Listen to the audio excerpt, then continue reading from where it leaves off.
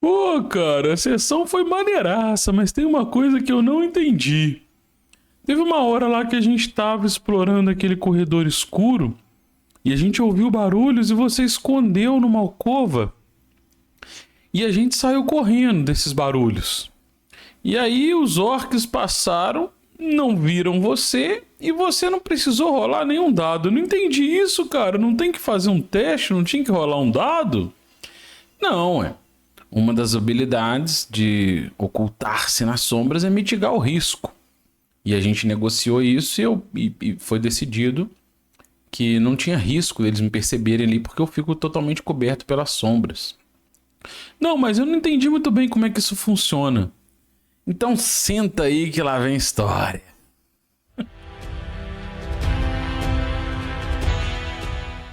Salve aventureira, salve aventureiro, bom dia. Eu sou o Kiral e hoje a gente vai falar um pouquinho mais de sombras e segredos. Uma resenha sobre a estrutura da classe especialista. Agora eu vou concentrar um pouco mais nas perícias. Deu muita discussão esses dias, essa semana eu fiz explicações e percebi que cabe um vídeo sobre o tema. Bora pro episódio. A ideia geral é a seguinte. Eu acho que para entender o desenho da classe especialista, primeiro é importante a gente entender o desenho das 4 classes. Talvez, se for preciso, a gente faz uma resenha das 4 classes, mas eu acho que não é preciso. Eu acho que principalmente guerreiro e combatente, magista já tem, né? São classes clássicas do D&D. O que a gente mexeu mais aqui muda um pouco do que talvez você esteja acostumado, é o que merece esse vídeo. Então vamos lá.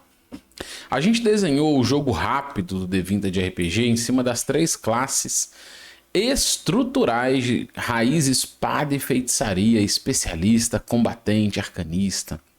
Tem respaldo na literatura, a gente tem muitas referências. E depois, né, entre o jogo rápido e o livro base, deu tempo da gente desenvolver, amadurecer melhor a combinação entre combatente e arcanista, que foi a nossa releitura do que seria o clérigo, que é essa classe híbrida, né? A gente fez um vídeo sobre isso, ele não ficou exatamente assim quando saiu no livro, teve alguns refinamentos, mas em resumo tem um vídeo sobre isso, né? Então, no geral, vamos discutir aqui um pouquinho como é que funciona o desenho dessas 4 classes. E a gente vai puxar para especialista, que é o tema do vídeo. Então, vamos lá. A ideia geral, né? Classe combatente é a classe referência do jogo. A gente começa partindo dela como a classe. Vamos lembrar, é sempre importante lembrar que o D&D antigo, ele não é um jogo de combate. Ele não é planejado para ser combate. Combate é uma das formas que você pode usar para resolver os desafios, né? Você pode contornar o desafio, você pode usar um feitiço, você pode negociar, você pode fugir. Tem várias formas de enfrentar, de tentar superar os desafios. Uma delas é combatendo. E como o nome fala, né? Combatente já vem no próprio nome, é a classe que melhor enfrenta esses desafios pelo combate, né? Então ela é a classe planejada, desenhada para sentar o machado. Então é uma classe que tem treinamentos com todo tipo de arma, armadura, ela tem o melhor dado de vida, ela melhor ataca uma por nível, dá mais dano, né? Então é essa a estrutura geral da classe. Ela tá ali como referência base para as outras. Quando você pega arcanista, é a classe, ela tem um contraste do combatente. Ela vai evitar, é uma classe que não é boa no combate direto, no combate corpo a corpo, mas ela pode enfrentar esses desafios usando feitiços, né? Então ela precisa de 500 de XP a mais, isso é importante a gente destacar, né? Então ela tem 25% a mais de XP que guerreiro, que é 2.000, né? Então é um quarto a mais de XP, 500 XP a mais que guerreiro. Mas ela melhora ataque, ó, 1 a cada 3 níveis. Ela não tem bom treinamento em armaduras, ela só usa armas simples. Então a classe tem a metade do dado de vida de guerreiro. Então ela não é uma classe planejada para sentar o cacete. Ela não vai a gente não vai, você jogando de arcanista, não vai buscar enfrentar puxando uma espada e engajando diretamente num duelo, mas você vai usar magias para superar desafios. E esse desafio pode ser superado num tipo combate, né? Usando uma magia, por exemplo, uma bola de fogo, uma flecha mágica, uma coisa assim. Mas você pode usar de outras formas. Você pode usar um feitiço de ilusão, um encantamento, um feitiço de sono. Você vai superar desafios usando magias, né? Você vai usar magia para distorcer a realidade, superar desafios. E conforme você vai ficando mais poderoso, você vai ganhando mais recursos. É uma classe que vai lidar com magia. E magia, então, ela tem um dado de vida metade do guerreiro e tem um destaque, ó. É a melhor classe do jogo para enfrentar feitiços, né? Ela tem a melhor salvaguarda contra feitiços das classes iniciais humanas, né? As classes básicas. Quando você pega o magista, não vou mergulhar tanto porque a gente fez um vídeo sobre isso, mas a ideia é ser um combinado, uma hibridação entre arcanista e combatente. Então ela precisa exatamente da metade do XP da soma das duas, né, a média do XP das duas classes. Ela melhora ataque um pouco pior que guerreiro, mas melhor que mago. É treinado com alguns equipamentos de combate, não como guerreiro. O dado de vida é ao meio do caminho, entre D4 e D8. As salvaguardas a gente manteve exatamente as do clérigo, né? Ela é uma releitura da classe clérigo. Ela é um híbrido, então ela não faz magia tão bem quanto arcanista, ela evolui no nível um pouco pior que arcanista. Ela também não combate tão bem quanto o guerreiro, é um híbrido entre as duas classes, tá? Resumidamente é isso que funciona o magista. Você consegue colocar ele muito parecido com o clérigo se você quiser. Se você quiser a magia inicial for o Turn Undead, né? Que é o exorcismo. Então dá para você brincar aí com a classe, ter essa experiência híbrida. E aí entra especialista. A classe especialista, primeiro falando sobre o nome, né? O nome vem do Thief, do D&D antigo, que era ladrão, mas a gente tomou por decisão todas as classes terem um nome que funcionaria tanto no gênero masculino, como no feminino, como no gênero que você preferir. Não tem gênero, né? Ela não é o especialista ou a especialista, como você preferir. Foi uma decisão nossa no desenho do livro, então o especialista encaixou bem. Até porque eu também acho que ela trata muito bem na expressão de que é uma classe que se especializa nas perícias, né? Então, se você pegar bem, uma das coisas importantes da classe é a XP. Ó. Ela precisa exatamente da metade do guerreiro, do mago, para evoluir o nível. Mas ela não é uma classe eficiente de combate. Ela até pode auxiliar no combate, né, com seu dado de vida, algumas armas e armaduras, mas ela não é uma classe de combate. Ela é uma classe de especialidades, né, uma classe de perícias. Então, é importante você entender. Eu quero fazer um vídeo, um episódio só sobre campanha, né? A importância de campanha no D&D antigo, mas vamos expressar aqui, vamos tratar aqui de um exemplo de 3.000 XP, tá? Compara arcanista com especialista. Se você tem um especialista com 3.000 XP, o grupo inteiro de 3.000 XP, o mago, né, arcanista, vai estar no nível 2, porque com 2.500 ele subiu de nível. Se você tiver 1.500 XP, que é a metade, ladrão, né, especialista, já subiu de nível. Então você...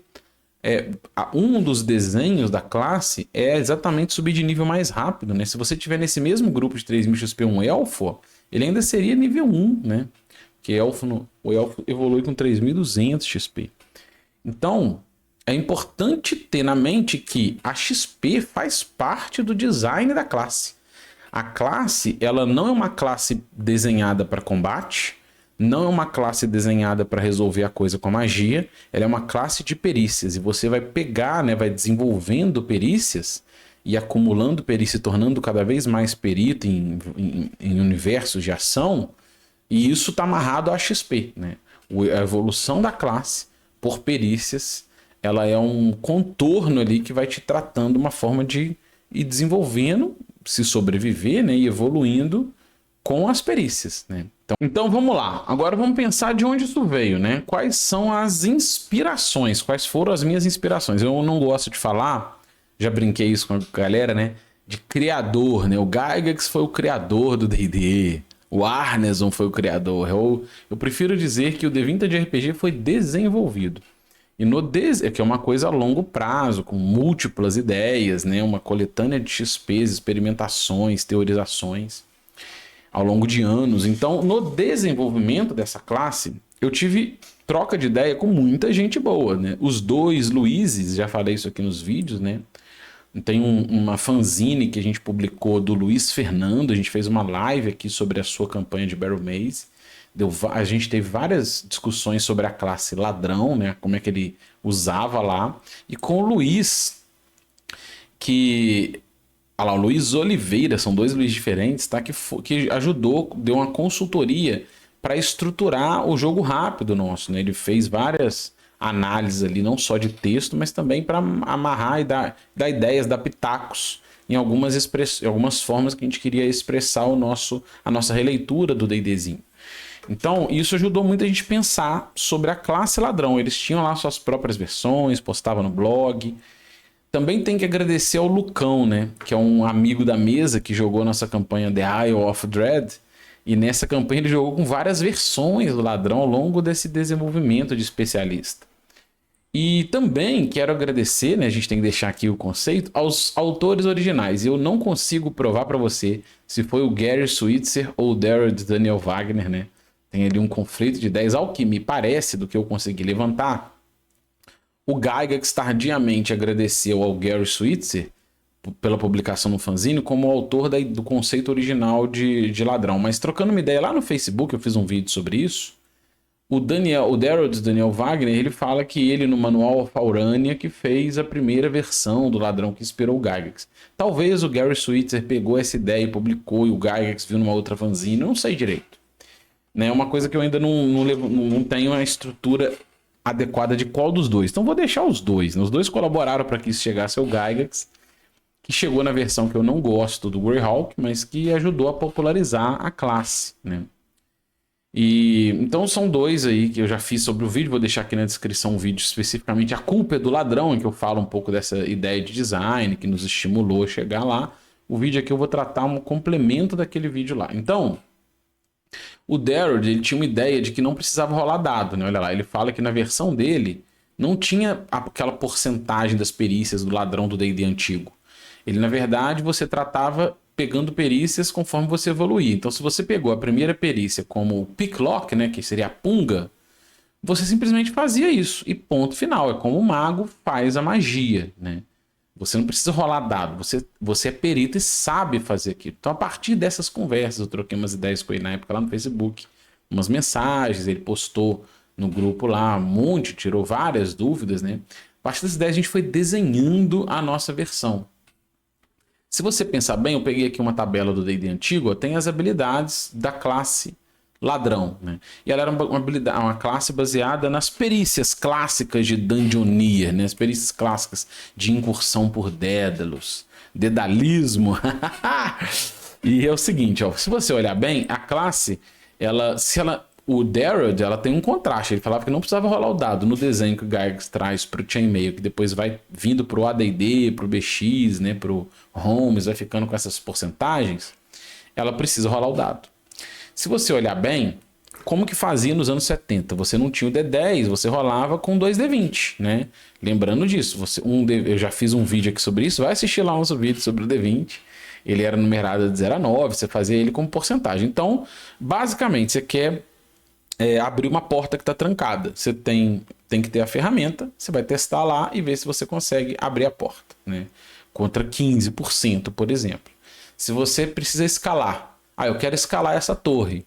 Bom, faz seu teste de escalar contra 87%. E isso traz uma série de problemas, né?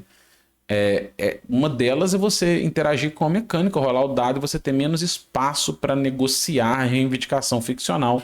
Já falei um pouco sobre isso aqui, recomendo assistir Arbitragem Dialética, né? Como é que funciona essa pegada. E isso deu espaço para você ter a estrutura de perícias depois que extrapolou a classe ladrão, foi virando uma base para todas as classes a partir dos anos 80 ali, com alguns suplementos do AD&D. Depois ganhou muita força nos suplementos do AD&D segunda edição e virou a base da terceira edição. Tudo virou uma estrutura de teste atributo e usando modificadores de perícias, né? Mas isso começa com esse tipo de interação a partir do desenho do ladrão. Então a gente via que isso era um problema. E a gente queria melhor solucionar isso. Então eu achei na ideia do Wagner, do Daryl Wagner, um bom ponto de partida, né? Se você pensar bem, olha como é que é esse desenho, ó. A classe ela é muito boa para escalar, né?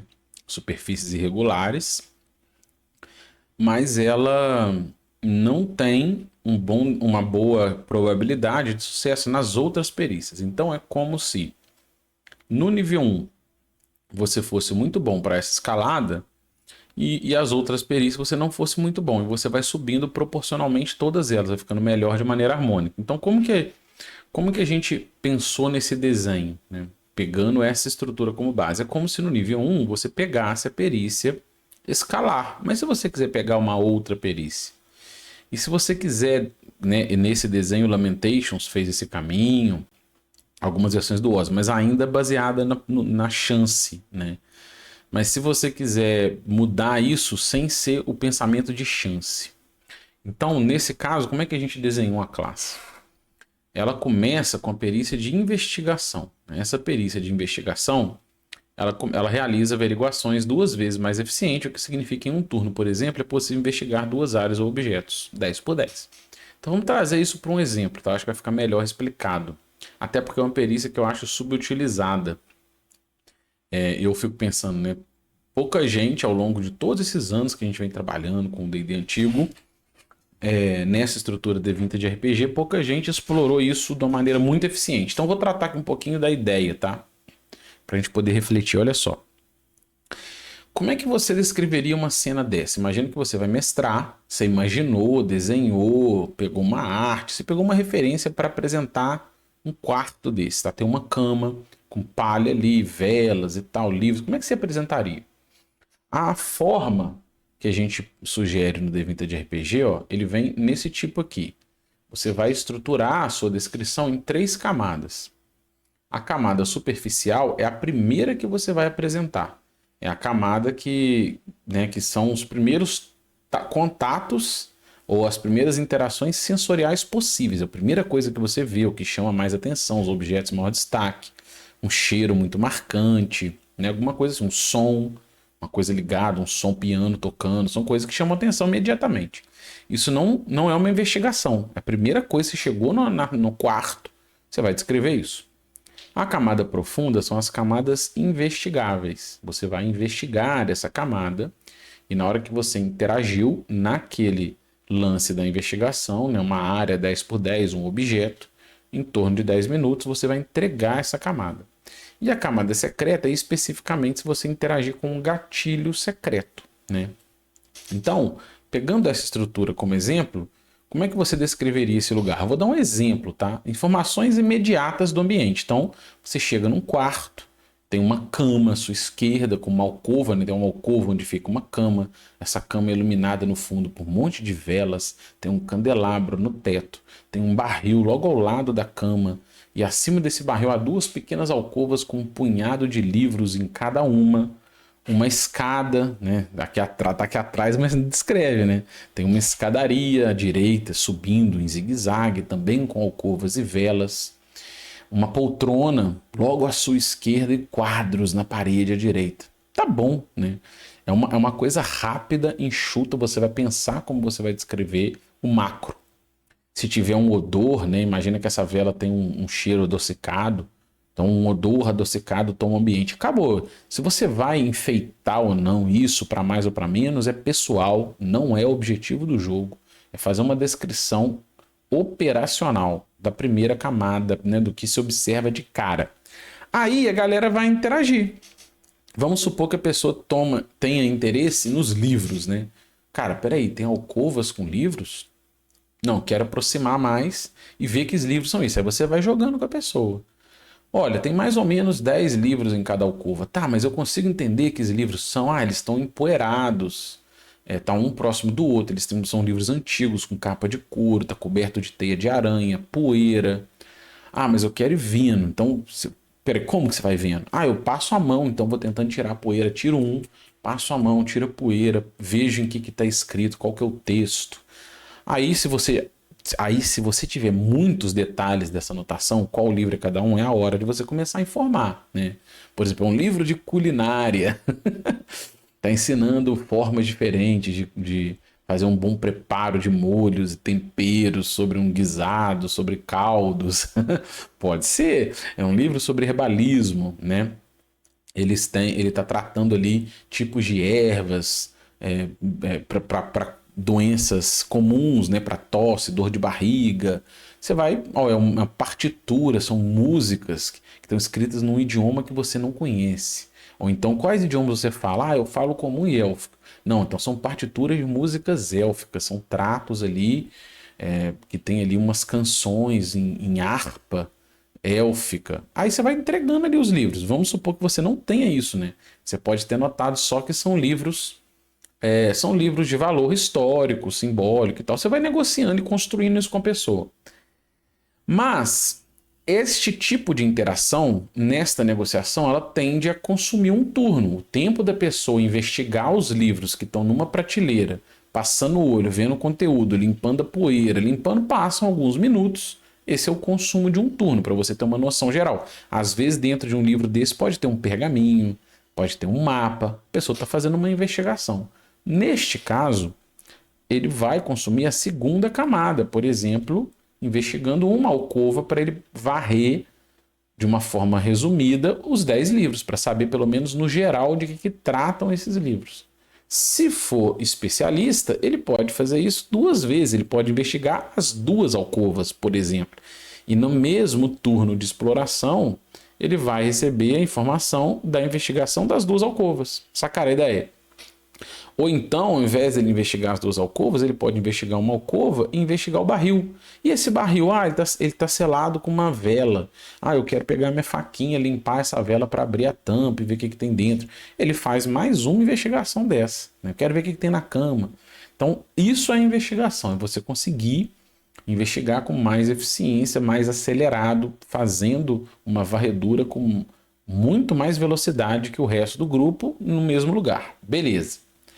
Então isso é investigação, é assim que a gente aborda normalmente. Jogando com isso, você tem que saber explorar isso bem, para você otimizar tempo, né? Beleza. E as perícias? As perícias, elas seguem a mesma ideia, né? Mas, inclusive, eu cheguei a pensar na ideia de pôr a investigação como uma perícia, né? Acabou que ela virou de brinde aí, ela virou uma perícia de brinde, mas não acho errado a ideia de não começar com nenhuma perícia, a investigação entra na lista ali, e você começa escolhendo uma. Acabou que nos nossos playtests ficou assim, né? A galera lá usava investigação, a gente começou a usar e não mexi, ficou assim. Eu acho que tá de bom tamanho, mas não acho um problema também botá-lo ali não. Beleza. Aí agora, então nesse caso, era como se você, desta lista que tem chances percentuais, né? Você começasse com a investigação e escolhesse mais uma. Por exemplo, escolheu escalar, né? Olha lá, o Climb Shear Surface, escalar por superfícies regulares. É o escalar, né? O que está escrito no escalar? É capaz de escalar por superfícies irregulares sem equipamentos.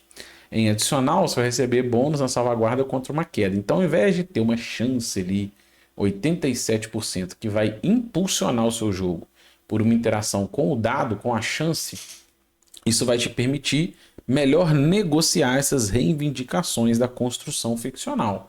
Então, no caso de uma escalada, a ideia é a mesma, né? Você chegou num lugar, você vai apresentar esse lugar com as camadas superficiais, né? Ó, é um antigo templo claramente abandonado, está coberto por musgos, as suas paredes estão cheias de rachaduras, alguns tijolos faltando, tem uma porta de entrada, uma porta de madeira lateral, e é isso aí. Pronto. E aí? Aí pensa, não, peraí. Você falou que ele está coberto de musgo, ele tem falhas, ele tem tijolos faltando. Eu quero ver se eu consigo apoiar o meu pé, apoiar minha mão e subir nele. Quantos andares ele tem? Ele tem 4 vezes a sua altura, cara. Ou então você é mais ou menos da metade da porta. E a porta é 2 vezes o seu tamanho, então. E ele tem 3 portas de tamanho no total. Então ele tem 6 vezes a sua altura.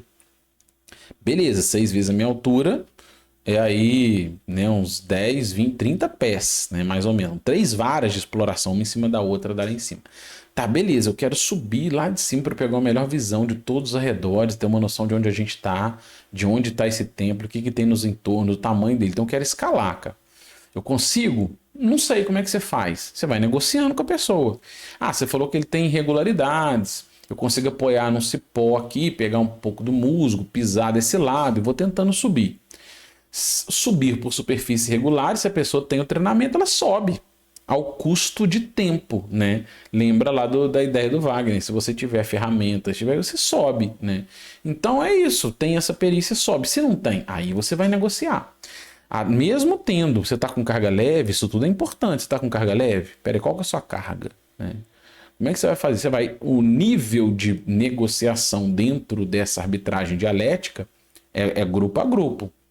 Algumas ferramentas são importantes serem convocadas, né? A carga, né, nesse caso e tal. O tempo que vai demorar. E aí a pessoa que tem não tem que rolar o dado.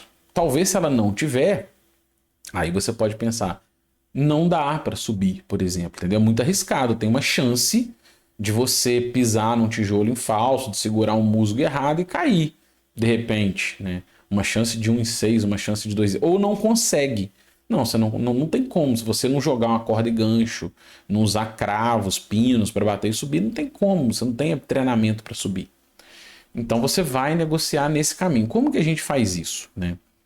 Então você vai apresentar a camada superficial, depois vai apresentar a profunda e vai negociando. Ó, vamos lembrar. O Wagner falava que não precisava rolar o dado, era como um feitiço. E ele... Então vou continuar aqui, ó. Se você quer abrir um baú, uma porta, se você tem chave, se você tem gazua e tem tempo suficiente, você vai abrir a porta e ponto final. Eu já falei nisso num vídeo específico sobre portas, né, no começo do ano, foi o primeiro vídeo do ano, e já falei nisso também no vídeo específico sobre a culpa do ladrão. Então não vou entrar muito na parte de abrir portas, porque isso já foi abordado. Mas olha o que ele falou lá, que legal. Considerando que você não é um grande, né? A pessoa perguntou assim, mas então quer dizer que ele consegue abrir a porta todo dia? E ele falou, sim, ele consegue. Não é não é uma grande coisa. Se você tem tempo e tem ferramenta, sim. Então olha essa pergunta que eu nem pus aqui, ela remete a um pensamento enviesado que a gente tinha, assim, como assim consegue abrir porta? Não tem chance? Essa chance ela vai vir pelo risco de cada situação. Se tem chance de alguém ouvir, se o tempo é importante, se a porta está emperrada, a fechadura é antiga, mas isso depende de caso a caso. O lance aqui, se você é perito em abrir portas, você tem a ferramenta, você vai abrir, ponto final, né? Aí a gente vai negociar tempo e riscos em cada caso. Uma ferramenta. Então, vamos pensar. Como é que você vai pensar nisso, tá? E agora que vai começar o vídeo. O coração do vídeo é isso aqui, que deu muita discussão. Como é que você vai pensar as perícias? Elas têm duas formas, basicamente duas formas. Ou você faz uma coisa que a pessoa destreinada não faz, ou você reduz ou mitiga um risco. Ponto final. Então, vou dar alguns exemplos, tá? Você quer fazer uma coisa que um personagem destreinado não faz, ou mitiga um risco. Como é que a gente faz isso? Vou dar o exemplo. Vou gravar ela ali em cima, que eu vou colocar por cima. Uma das duas. Vamos pegar arcanismo. É treinado em conhecimentos arcanos, o que permite o uso de itens mágicos, como pergaminhos ou varinhas, como se fosse arcanista de metade do nível. Começa sempre com nível 1. Se você for nível 6, você faz como mago nível 3. Isso é o que? Permite realizar uma coisa que o personagem treinado não faz, né? Se a gente chamar ele de A ou B, isso é do tipo A. É isso. Qualquer pessoa que não tenha nenhum conhecimento em magia, que pegar uma varinha na mão, não vai saber simular uma conjuração daquele magia. Ponto final. Mas magos, né, arcanistas, magistas, um elfo ou especialista com essa perícia conseguem. Então, se tiver uma varinha de luz, você tiver essa perícia, consegue conjurar magia luz pela varinha como se você fosse mago. Você não sabe memorizar o feitiço como mago, né? Estudar e memorizar. Mas usar itens mágicos simulando a conjuração do mago, beleza. Isso a magia faz. Isso essa perícia faz. Então ela vai te permitir realizar uma coisa que alguém que não tem treinamento não vai saber fazer. Ponto final. Vamos pegar um outro exemplo agora. Furtividade. A furtividade é o seguinte. Eu entendo que qualquer um pode tentar se mover de maneira furtiva, né? Na interação ficcional nós vamos negociar isso. Então se você quer andar num corredor evitando fazer barulhos, né, da maneira mais furtiva possível, você vai basicamente reduzir muito essa chance. Mas existe uma chance de alguém ouvir você se movendo. Todo mundo pode tentar. Quando você tem essa perícia, você se move de maneira inaudível. Então ela é do tipo B, ela mitiga, ela vai reduzir ou zerar um risco. Vou te dar um exemplo para a gente discutir isso aqui, como é que a gente negocia isso na nossa mesa. Imagina uma situação dessa aqui, ó. Peguei exemplo genérico da internet, tá? Bati um um stealth ali, Thief. Peguei uma primeira arte que eu achei razoável para ilustrar aqui. Imagina que tá numa cidade à noite, meio nublado, tá mal iluminado, e tem no corredor guardas perseguindo vocês. São personagens, os guardas estão perseguindo os personagens. Ah, onde que tá? Pá, pá, pá, pá. E aí o cara, a pessoa que tá jogando, tá escondido ali nas sombras, debaixo de uma marquise, né? Debaixo de uma coisa que quer aproveitar que os guardas estão interrogando o povo e quer passar no corredor. Olha, eu vou passar no corredor. Você vai negociar com a pessoa. E toda ficção tem que ser reivindicada, tem que ser construída, né? Então nós vamos construir essa ficção. Cara, choveu pra caramba, tá molhado. Os caras estão meio de lado pra você, eles não estão de costas. Não, mas eu vou pé ante pé. Qual que é a sua carga? Ah, tô de carga leve, armadura de couro, não tenho mochila, não tô carregando moeda, não tô carregando nada, cara. Eu só quero passar pros fundos da taberna e pular a janela. E aí, como é que eu negociaria isso na pessoa normal? Cara, vamos fazer o seguinte, eu vou assumir uma chance de um encontro aleatório. Tem uma chance de 1 em 6 desses guardas que estão ali no corredor, de rabo de olho, perceber você passando, de repente, na hora que você for passar, você pisar numa poça. Pode acontecer. Uma chance em 6. Se você, aí, nesse caso, a pessoa que tem a perícia furtividade, ela mitiga o risco, ela passa sem o risco. Então é mais ou menos assim que a gente tenta negociar, tenta construir o pensamento. Ao invés de você rolar o dado numa chance de um encontro aleatório, você mitiga esse risco. Tem coisa nessa perícia que eu também acho que às vezes é subutilizada, né? Lembrando que essas perícias foram construídas em cima de uma estrutura de dungeon crawling. Então vou pegar esse mapa aqui. Eu imagino que o grupo está nessa posição que eu marquei com X. E a galera queira fazer um percurso de exploração aqui, ó. Esse percurso de exploração, se você contar aí, esse mapa tá com você está mestrando, não tá com a galera. Você vai apresentando, a galera vai fazer o percurso. Ó, é uma área mal iluminada, tem salas, portas laterais. Não, eu quero avançar pelo centro do corredor até o final, com a tocha, explorando ali, fazendo o mínimo de barulho possível. Isso tem 12 quadrados, né, se você contar aqui esse percurso. Então, uma galera de carga leve percorre 120 pés, 12 quadrados igual a 120 pés. Em um turno de exploração, a galera consegue avançar, prestando atenção nos arredores, evitando o máximo de ruídos, né, com cuidado suficiente, fazendo a sua exploração em um turno. Mas se o especialista tiver no grupo com essa perícia, ele pode dobrar essa aposta. Ele pode fazer um percurso dessa natureza no mesmo turno. Porque se você contar aqui dá 22 quadrados.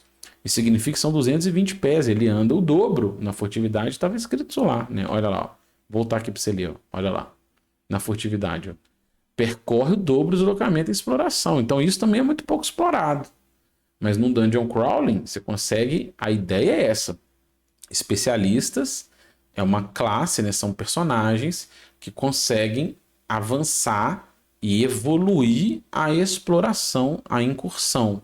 Nesta lista de perícias do ladrão antigo, ela é uma perícia para incursões em dungeons, né? Que foi construída assim. Então, esconder nas sombras, é se mover furtivo, é destrancar portas. E conforme você vai evoluindo o nível, você vai escolhendo o pacote de perícias onde você tem esse treinamento, né? É assim que funciona. Então, no geral, é isso. As perícias foram construídas assim. Você pegou destrancar portas, já fez um vídeo sobre isso. Você tem a ferramenta numa porta, com o tempo adequado, você destranca essa porta. Ponto final. Né? E novas perícias. Se você falar, mas eu queria desenhar novas perícias em cima disso. Esse tipo de pensamento, ele sempre precisa estar acompanhando a ideia. Ó. Ela vai permitir realizar uma coisa que personagens treinados não fazem, ou vai mitigar ou reduzir um risco. É isso. Então vou dar um exemplo de rastrear, tá? Uma perícia com um camarada na nossa mesa. Ele quis, a gente estava jogando Eye of Dread, ele sentiu que era importante, ele quis fazer um treinamento com os guias locais, né? E quis pegar rastrear. E a gente construiu assim. Quando perseguir vestígio de criaturas, não recebe penalidade de deslocamento. Então, nesse caso, eu assumo, aí é uma coisa pessoal, você vai construir do jeito que você achar melhor, mas eu assumo que personagens de nível 1 têm conhecimentos básicos, têm treinamentos básicos para aventuras, né?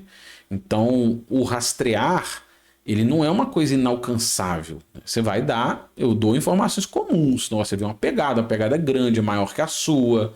Eu quero seguir essa pegada, você vai diminuir o seu ritmo de viagem, mas você pode seguir nas pegadas de maneira lenta para você ver para onde está indo, olhar com calma.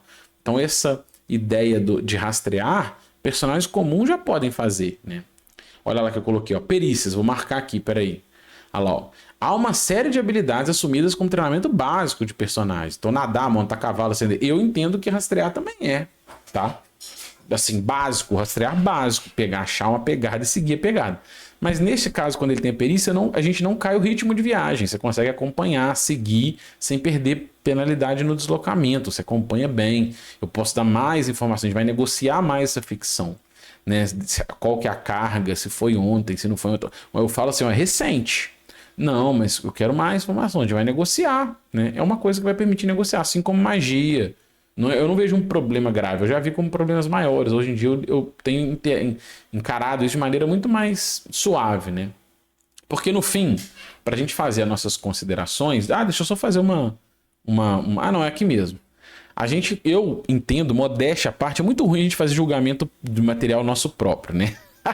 Mas jogando, interagindo com o D&D antigo, aventura, já mestrei Battle Maze, assim, Eye of Dread, campanha própria, aventura própria, várias aventuras do Oz, do D&D antigo.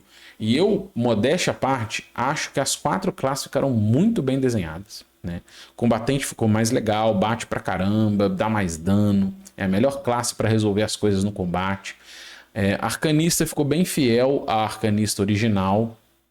Eu achei que Magista ficou mais legal do que o Clérigo antigo, né? Ele ficou um híbrido ali mais interessante de jogar, com menos problemas que eu tinha apresentado, que eu via do Clérigo. E Especialista, na minha visão, ficou um desenho muito legal. Uma classe que tem um jeito diferente de lidar com o jogo, uma evolução de XP acelerada, esse lance com as perícias que permite muita diversificação também. Achei bem interessante, tá? No geral, eu acho que isso representa muito bem a estrutura de jogo do D&D antigo, um jogo estratégico, com estilos de jogar bem diferentes, que permitem, como consequência dos sucessos, evoluir personagem. Não é o objetivo evoluir personagem, né? A consequência. O objetivo é caçar tesouro, superar a dungeon. E acho muito legal, tá? É um jeito que eu tô muito satisfeito. Quis trocar essa ideia com vocês pra gente sempre trocando XP. Eu acho que era isso que eu tinha para falar, esqueci só de uma coisa. Se você quiser criar uma lista, imagina que você, no seu cenário, não é um jogo focado em dungeons, em masmorras, em ruínas, em templo. Vai ser um jogo de mar, né? De viagens marítimas, viagem costeira. Você pode pegar e criar uma lista de perícias para esse tipo de proposta, com o mesmo pensamento, né? Esta lista que veio no livro, ela foi planejada porque a ideia do desenho do D&D antigo era focada em incursões por dungeons, né, por dédalos. Então eu expressei ali a mesma estrutura de perícias, mas você pode customizar a seu gosto, né, das mais variadas maneiras. E era isso que eu tinha para falar. Se você gostou, se inscreva no canal, deixe um joinha, compartilhe esse vídeo e, acima de tudo, comente, porque o nosso grande objetivo é sempre trocar XP.